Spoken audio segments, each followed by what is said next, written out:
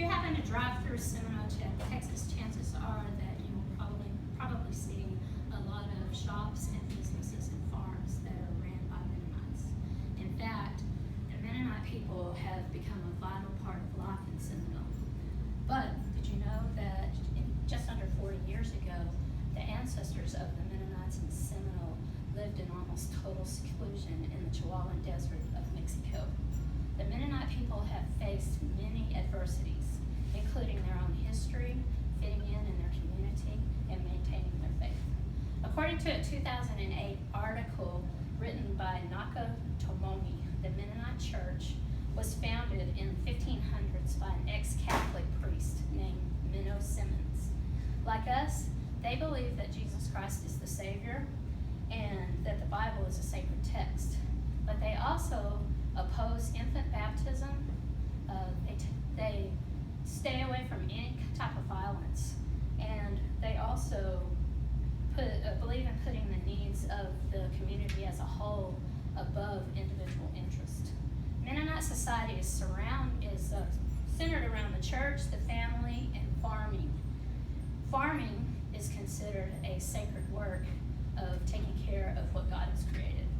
Many Mennonites migrated into Canada and then on into Mexico, looking for inexpensive farmland and also to escape religious persecution. In a 2010 article in the Lubbock Avalanche Journal, journalist Kelly Bramlett wrote that in 1973, a group of about 650 Mennonites migrated to Seminole, Texas. They were looking for good farmland and a place where they could raise their children and worship freely. Historically, Mennonite families have secluded themselves almost entirely from the outside world. Women especially were encouraged by the church to dress plain and not to seek employment off the farm. However, due to financial need, many Mennonite people had to make the decision to take jobs off of the farm. And then this meant in some cases that they had to change the way they dressed and how they interacted with outsiders.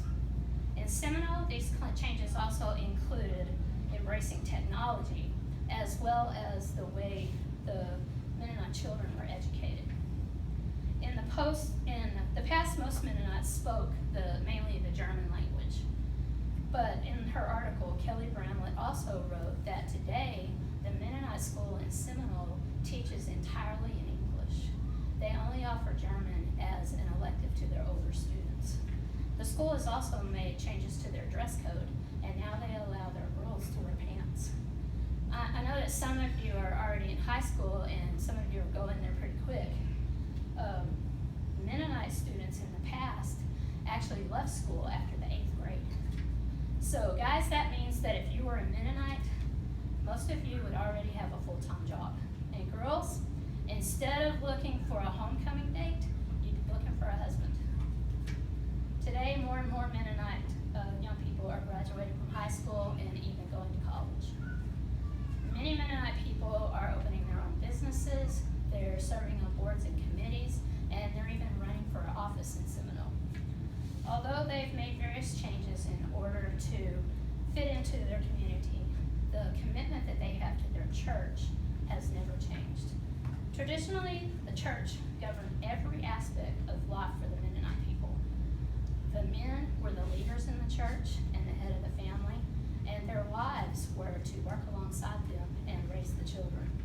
According to a 2001 article by Kimberly Schmidt about Mennonite farm women, the fact that so many of the men and women were having to leave the farm and seek jobs elsewhere meant that some of the women were having to take positions in the church that had always been reserved for men.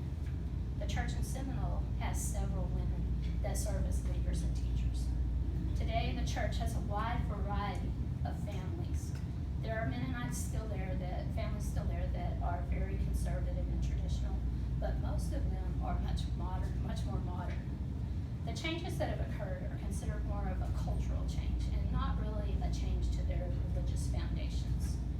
At the beginning of my speech, I explained to you that throughout history, the Mennonite people have faced many adversities and made a lot of cultural changes in order to fit into modern Although they've undergone countless changes, some things like a strong work ethic and a dedication